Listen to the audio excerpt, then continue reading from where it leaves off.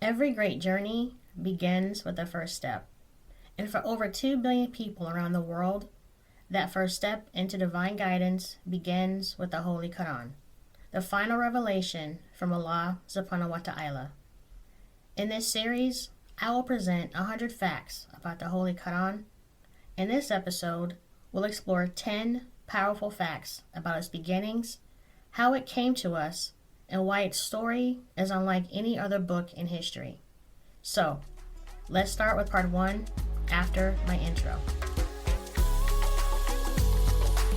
Hello, and welcome back to The Conversation Piece with your host, Akila.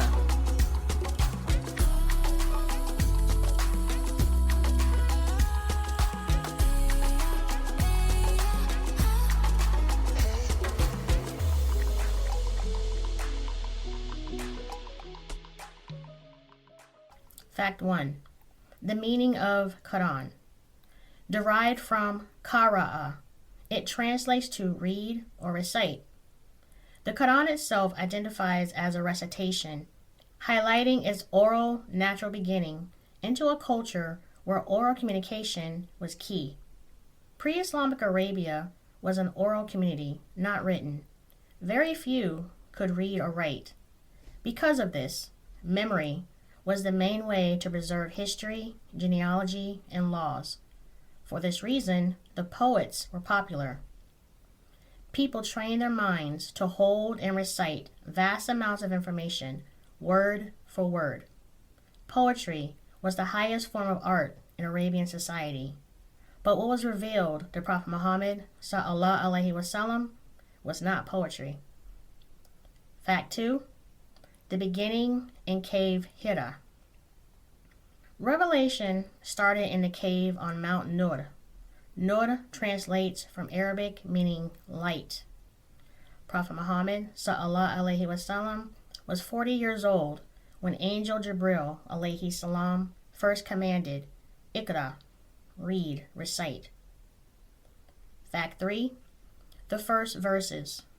Surah Al-Alaq, Surah 96, ayats 1 through 5, was the first revelation. اقرأ باسم ربك الذي خلق خلق الإنسان من علق اقرأ وربك الأكرم الذي علم بالقلم علم الإنسان ما لم يعلم. Translation. Recite in the name of your Lord who created man from a clinging clot. Recite, and your Lord is the most generous, who taught by the pen, taught man that which he knew not. This ayat in First Revelation put emphasis on reading, writing, and knowledge, showing Islam's foundation is literacy and learning. Fact 4. The last verses. Many scholars agree, Surah Al-Baqarah, Surah 2, ayat 281, was the final verse. And fear the day when you will be returned to Allah. Then every soul will be compensated for what it earned, and they will not be treated unjustly. A reminder that the Quran begins with knowledge and ends with accountability. When we know better, we should do better.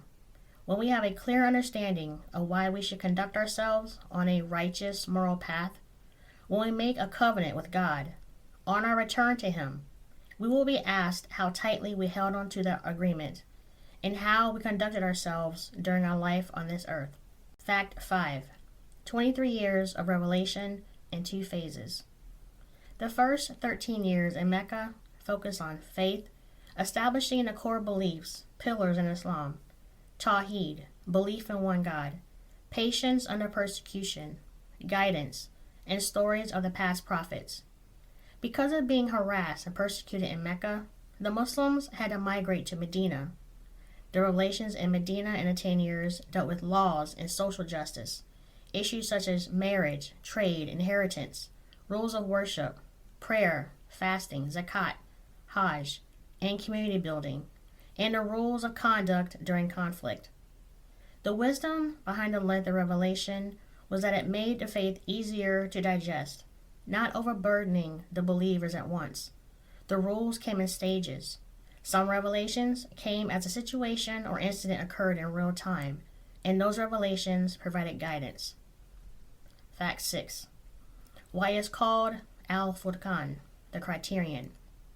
One of the Quran's names is Al-Furqan, Surah 25, Ayat 1.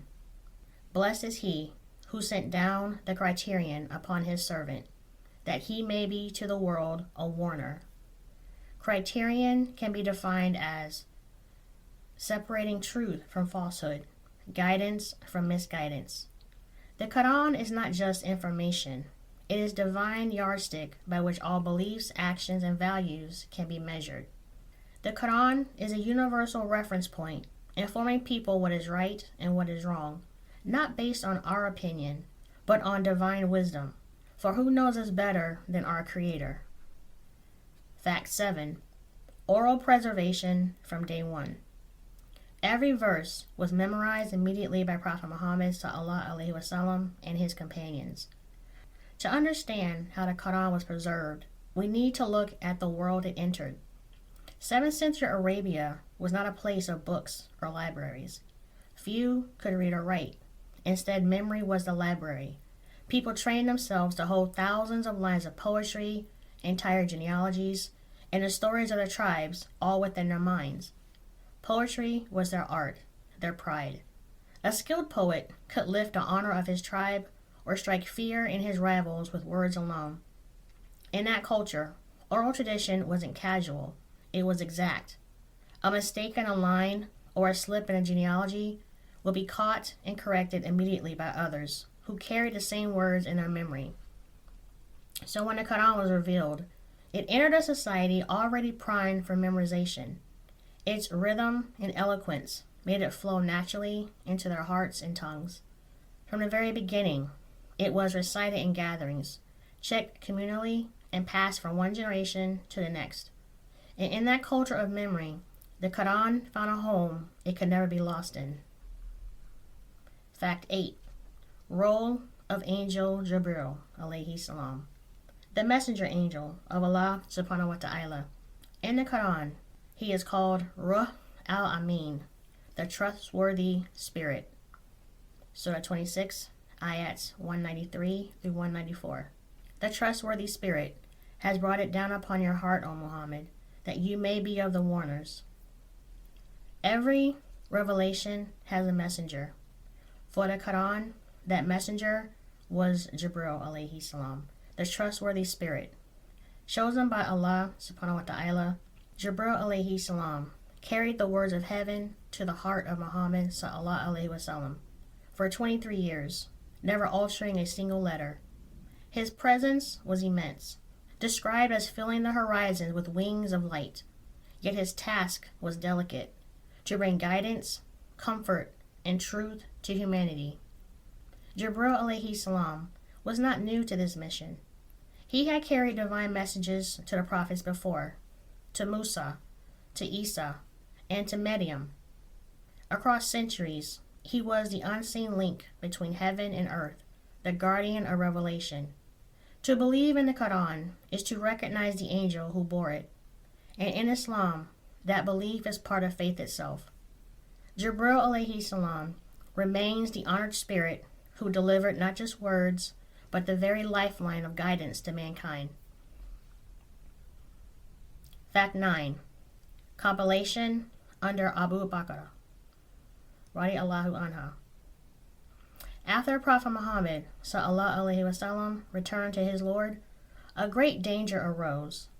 Many of those who had memorized the Quran fell in battle. Umar ibn al-Khattab, fearing that parts of the Quran might be lost if this continued, urged Abu Bakr, the first caliph, to preserve it in writing. At first, Abu Bakr hesitated. How could he do what the Prophet himself had not done? But soon, he realized preserving the Quran was in itself an act of devotion. He entrusted the task to Zayd ibn Thabit, one of the Prophet's scribes of revelation. Zayd later said, "By Allah, if they had ordered me to move a mountain, It would not have been more difficult than compiling the Qur'an. Verse by verse, page by page, Zayd gathered it from the hearts of men and the fragments of parchment, bone, and palm leaf. Every verse had to be confirmed by 2 witnesses. When the task was complete, the Qur'an existed as a single collection, guarded by Abu Bakr, then Umar, and then Hafsa, one of the wives of the Prophet sallallahu alaihi wasallam. This careful effort ensured that not a single word was lost, and so the Qur'an was preserved in both memory and manuscript. Fact 10.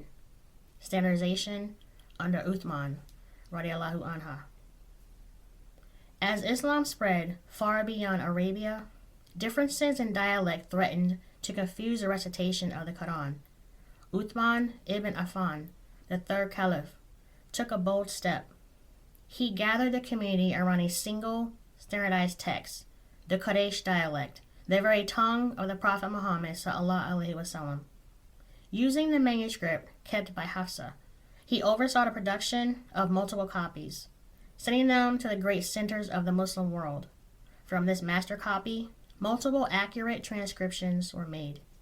From that time to this very day, the Qur'an recited in Cairo, Istanbul, Jakarta, Lagos, or New York is one and the same, word for word, letter for letter. The standardization under Uthman ensured that the Qur'an would remain unified, unchanged, and eternal. From a mountain cave to every corner of the earth, the Qur'an has traveled through time unchanged. It began as a recitation on the lips of the Prophet Muhammad sallallahu alaihi wasallam and now lives in the hearts of billions. Surah 2, Ayat 2. This is the book, about which there is no doubt, guidance for those conscious of Allah. Surah 41, Ayat 53. We will show them our signs in the horizons and within themselves, until it becomes clear to them that this is the truth. But is it not sufficient concerning your Lord that He is over all things a witness? In our next episode, we'll explore its unmatched language and why it continues to challenge and inspire humanity. Until next time, stay open and curious, and remember to be kind to each other and especially yourself. Assalamu alaikum. Peace be with you.